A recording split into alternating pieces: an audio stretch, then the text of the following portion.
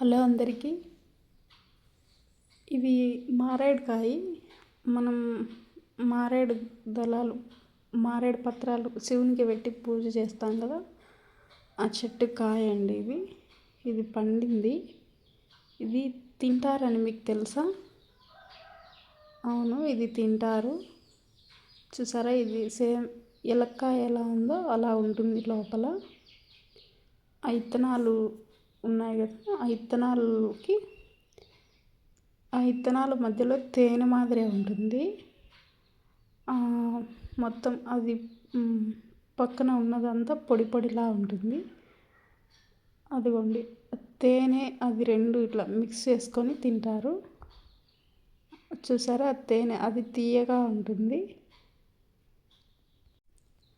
అది రెండు అలా చూడండి, చూసారా, అదంతా తేనె మాదిరి తీయగా ఉంటుంది.